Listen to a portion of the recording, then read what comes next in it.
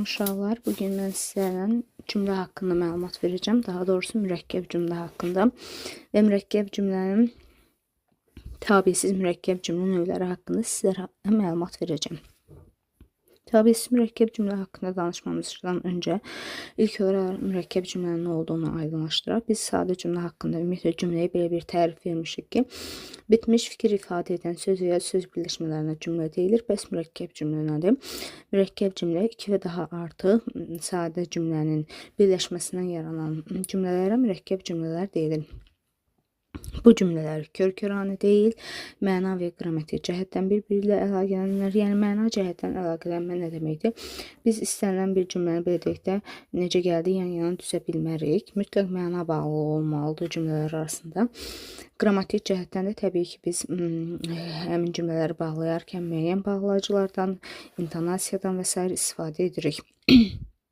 Mürəkkəb cümlələr ümumiyyətlə tərəfləri müxtəlif sadə cümlənin tərəfləri necə ki biz deyirik ki, ya müəyyən şəxsli, ya qeyri-müəyyən şəxsli, yəni şəxsə görə, ya ümumi şəxsli və yaxud da şəxsi cümlələrdən ibarət olduğu kimi mürəkkəb cümlənin də tərəfləri müəyyən şəxsli, qeyri-müəyyən şəxsli, şəxsiz və yaxud da ümumi şəxsli ola bilər.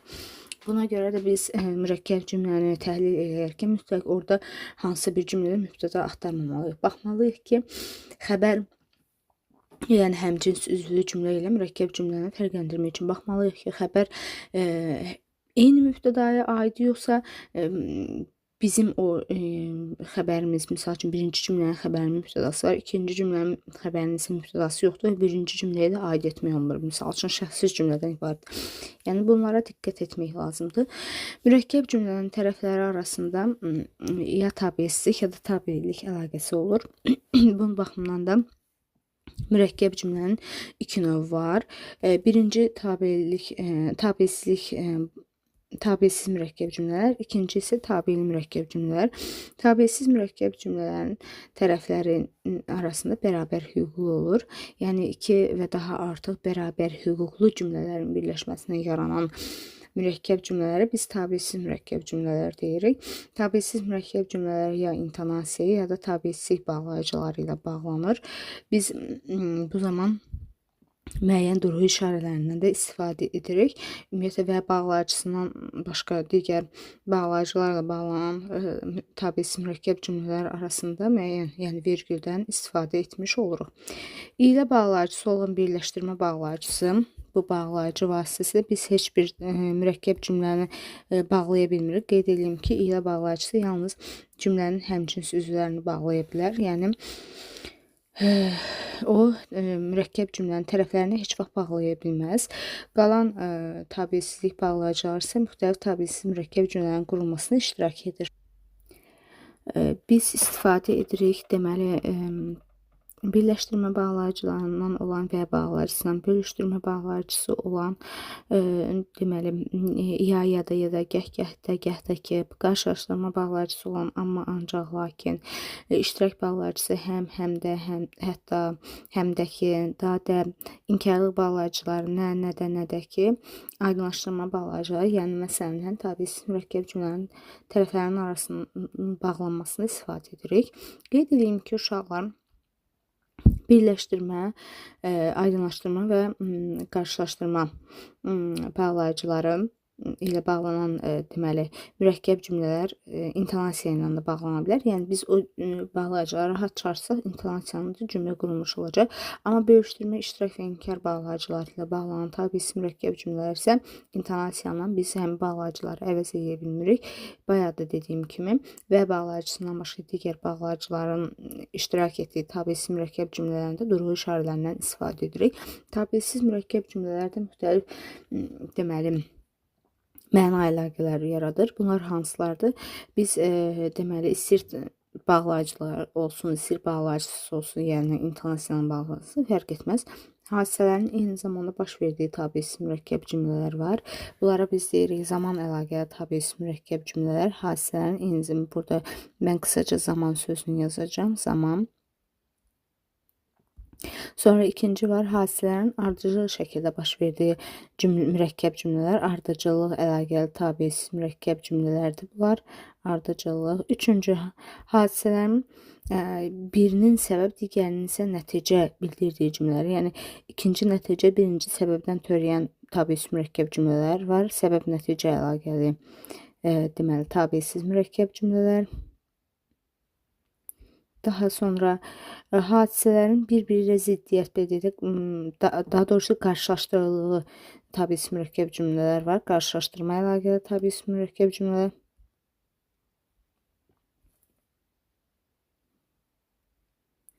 Hadisələrdən deməli birinin ya baş verdiyini, ya baş vermədiyini və yaxud da növbəli şəkildə baş verdiyini bildirən tabesiz mürəkkəb cümlələr var. Bölüşdürmə əlaqəli tabesiz mürəkkəb cümlələrdir.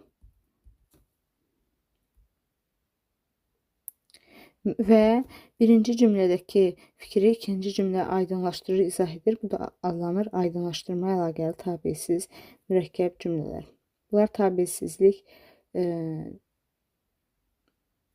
tabesiz mürəkkəb cümlənin daha doğrusu növləridir. Onlar haqqında bir məlumat verək. Biz indi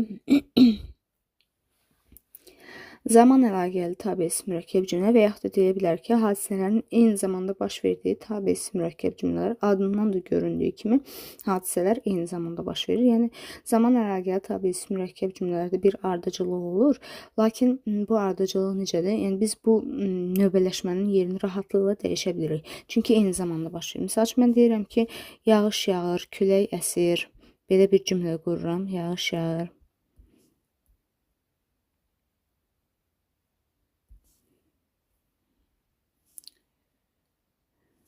Vergi olmalıdır.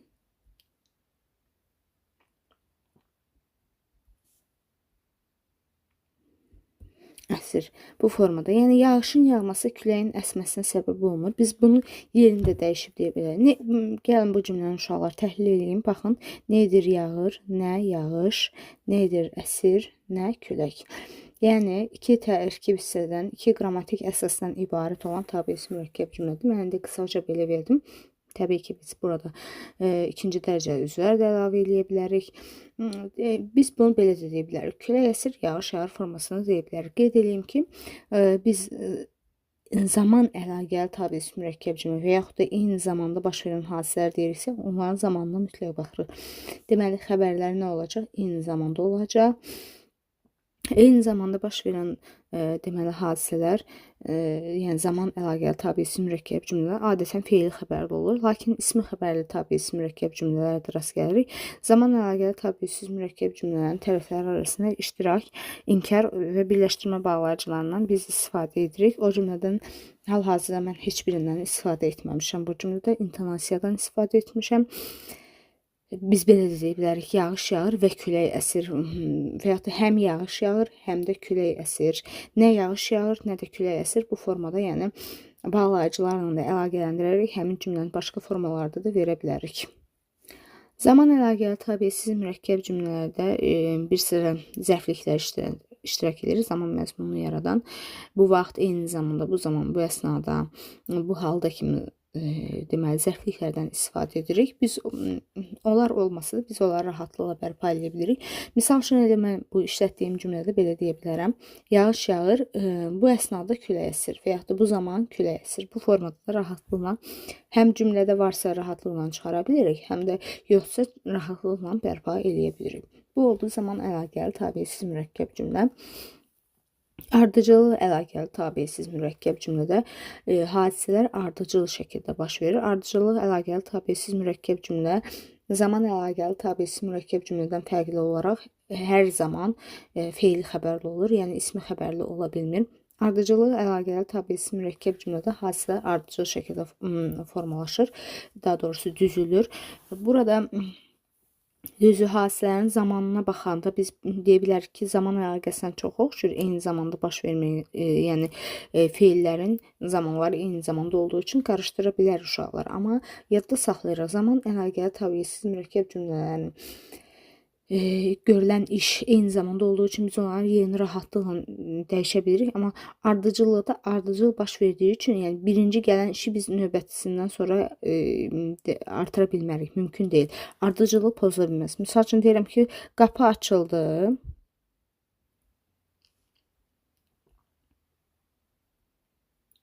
Müəllim içəri girdi.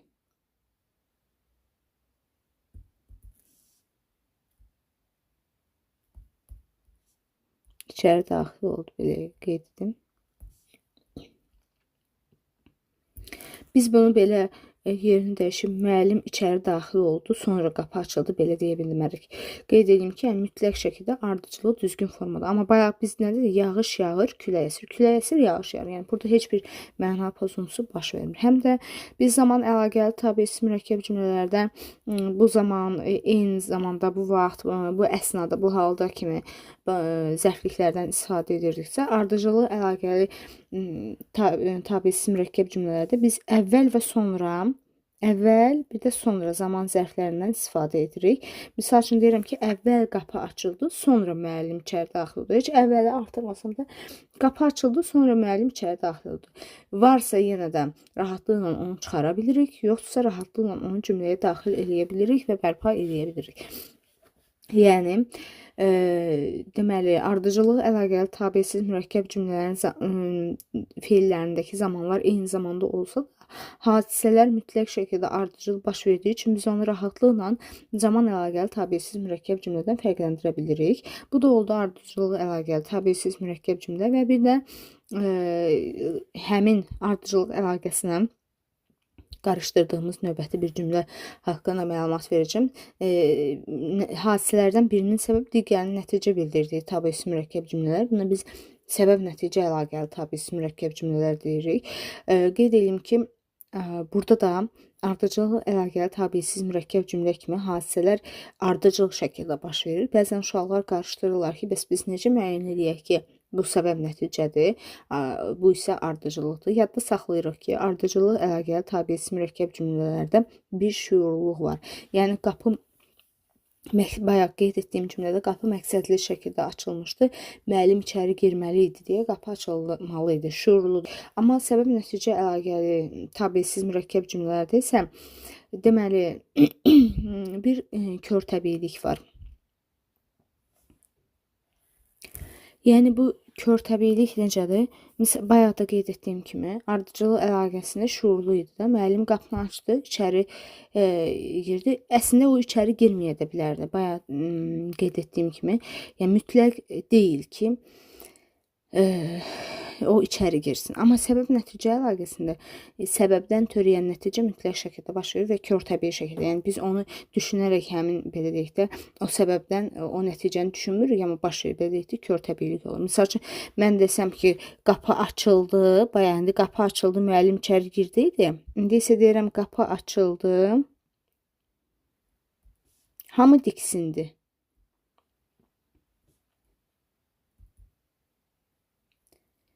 Yəni bu körtəbii baş verən bir şeydir. Hamının diksinməsi, yəni hamı oturub fikirləşməmişdi ki, biz qapı açılanda diksinəcək və yaxud da qapı açılacaq. Belə deyək də şuursuz baş verən bir prosesi və mütləq şəkildə ondan sonra gələn, yəni səbəbdən nəticə mütləq şəkildə törəməlidir. Amma ardıcıllıqda belə deyək də qapı açıldı, müəllim içəri də girə bilərdi, geri də qayıda bilərdi, belə deyək də. Biz bu formada, yəni onları bir-birindən fərqləndiririk.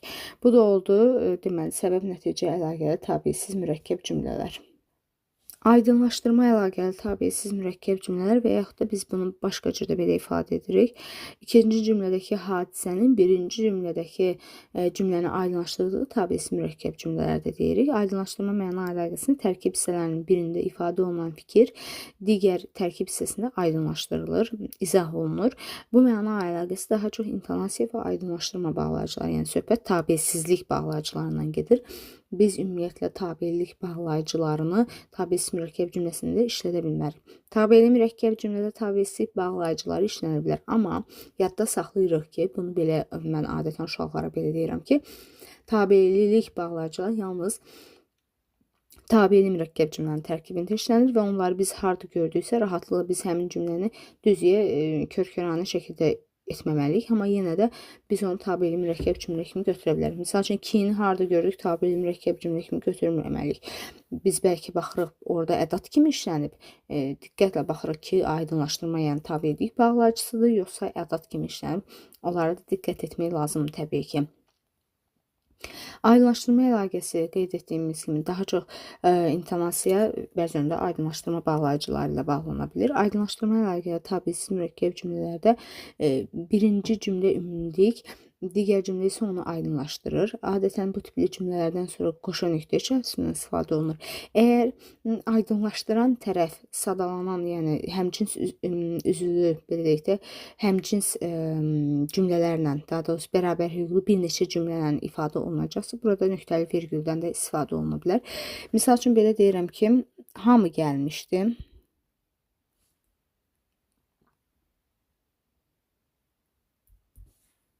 Qoşa nöqtə, atam da, anam da orada idilər. Misal üçün belə bir cümlə yazıram. Deməli, aydınlaşdırma. Bunu biz uşaqlar həmcins üzvlərdə ümumiləşdirici sözlərdən necə fərqləndiririk? Qeyd edim ki, həmcins üzvlərdə ümumiləşdirici sözlər sadə cümlənin tərkib hissəsidir. Yəni həmcins üzvləri birləşdirir. Amma burada isə fikir verək, cümləni ayrı-ayrı təhlilini nə etmişdi? Gəlmişdi. Kim, hamım, haradaydı? Oradaydı. Kim? Atam da, anam da. Yəni hər cümlənin öz mübtədası, öz xəbəri olduğu üçün burada artıq ayırırıq. Yəni biz bunu təhlil edərək rahatlıqla həmcins üzvləri ümumiləşdirici sözlə tabelsiz mürəkkəb cümlədən aydınlaşdırma əlaqəyə tabelsiz mürəkkəb cümləni fərqləndirə bilirik. Ona görə də, yəni harda qoşa nöqtə və yaxud da nöqtəli vergül gördüksə, o dəqiqə ya tabelsiz mürəkkəb cümlə və yaxud da həmcins sözləri də ümumiləşdirici söz kimi götürməyə tələsmirik. Cümləyə diqqətlə baxırıq, hansının olduğunu təhlil edirik, aydınlaşdırırıq, daha sonra isə götürürük. Qarşılaşdırma əlaqəyə tabelsiz mürəkkəb cümlə və yaxud da iki hadisənin qarşılaşdırıldığı tabelsiz mürəkkəb cümlələrdə deyilir. Qarşılaşdırma əlaqəyə tabelsiz mürəkkəb cümlənin tərkib hissələrində ifadə olunan iş və hadisələr bir-birindən ziddiyyət təşkil edir. Bayaq biz ümumi şəkildə bu haqqda məlumat verəndə demişdik. Daha çox istifadə olunur. Deməli, amma, ancaq, lakin, fəqət isə deməli, qarşılaşdırma bağlayıcılarından və antonim sözlərdən də istifadə oluna bilər. Bəzən isə uşaqlar tərkib hissələri arasında bununla belə yenə də kimi sözlərindən istifadə olunur. O, tutaq ki, belə bir cümlə yazıram. O mənə qarşı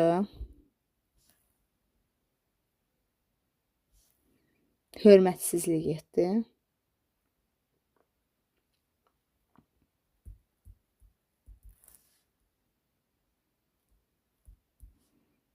Deyirəm ki, bununla belə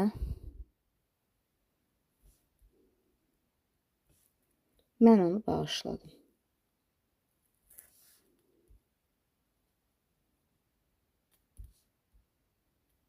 Bu formada da istifadə edir. Və yaxud da ancaq və yaxud da lakin mən onu bağışladım. Yəni rahatlıqla bir-birinə əvəz eləyə biləcəklər.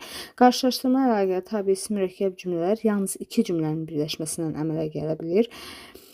Deməli, burada biz rahatlıqla tapa bilirik. Yəni fikirlər bir-birindən ziddiyyət təşkil edir və təbii ki, iki cümlənin birləşməsindən əmələ gəlir. İki işdən birinin mümkünlüyünü bildirən tabelsiz mürəkkəb cümlələri və yaxud da bölüşdürmə əlaqəli tabelsiz mürəkkəb cümlələr. Bu cümlələr iki formada deməli formalaşır. Ya iki işdən birinin mümkünlüyü bildirir. Burada ya da yadakı bağlayıcılarından istifadə olunur. Yadakı. Misal üçün mən deyirəm ki, ya mən olmalıyam.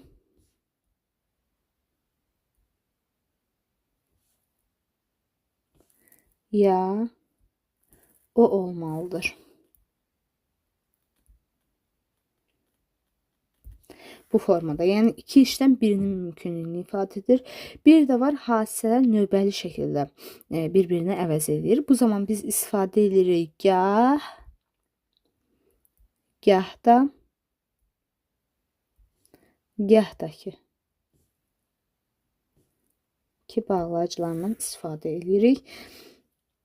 Misal üçün, tutaq ki, gah yağış yağır. Belə bir cümlə yazın. Gah yağış yağır.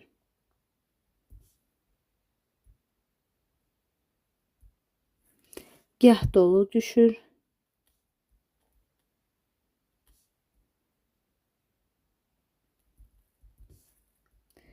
Gah günəş çıxır. Belə bir cümlə yazıram. Biz bunu zaman əlaqəli tabesiz mürəkkəb cümlələ qarışdırmırıq. Zaman əlaqəli tabesiz mürəkkəb cümlənin dediyi tərəfləri iştirak, inkar və birləşdirmə bağlayıcıları və yaxud da intonasiya ilə bağlanır. Biz onun tərəfləri arasında, yəni bölüşdürmə bağlayıcılarının iştirak etdiyini qeyd etmədik. Ona görə də biz bunu qarışdırmırıq. Əgər biz buradan gahı götürsək, yağış yağır, dolu düşür, günəş çıxır. Burada biz artıq zaman əlaqəsindən söhbət aça bilərik. Amma həmin bağlayıcımız varsa, bu nədir? Bölüşdürmə əlaqəli tabesiz mürəkkəb cümlədir. Bu da oldu uşaqlar sonuncumuz, yəni 6-cı tabesiz mürəkkəb cümlənin. Bəs indi biz bir şeyə də aydınlıq gətirək. Həmcins üzvləri keçmişdik. Həmcins üzvlü, yəni cümlələrlə, tutaq ki, mübtədası həmcinsi və yaxud da xəbəri həmcins, bir xəbəri 2 və daha artıq mübtədası və yaxud da bir mübtədası 2 və daha çox xəbəri olan cümlələrlə biz mürəkkəb cümləni necə fərqləndirək? Çox rahat. Biz bunu təhlil eləmək, birinci təhlil bacarığımızı formalaşdırmalı yadda saxlayırıq ki, həmcins üzvlü sadə cümlədə tutaq ki, xəbərlər eyni mübtədaya aid olur. Mən gəldim, tutaq ki, deyirəm, belə bir cümlə deyirəm, mən gəldim. Çay töktüm.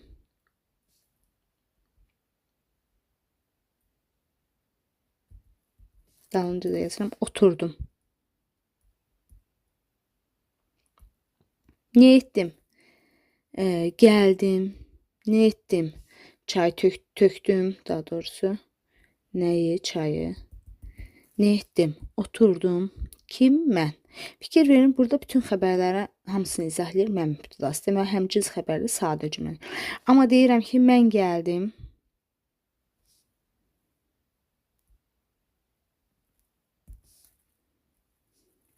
O gəlmədi.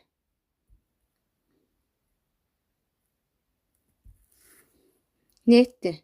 Gəldim. Kim? Mən. Ne etdi? Gəlmədi. Kim? Hərəsinin öz mübtədası, öz xəbəri və yaxud da mübtədası olmayan bir cümlə qeyd edim, yəni daha rahat olsun sizin üçün, yəni fərqləndirmək. Burada yəni belə cümləni daha doğrusu fərqləndirmək daha rahatdır. Misal üçün deyirəm ki, bu mənim xoşuma gəlmədi.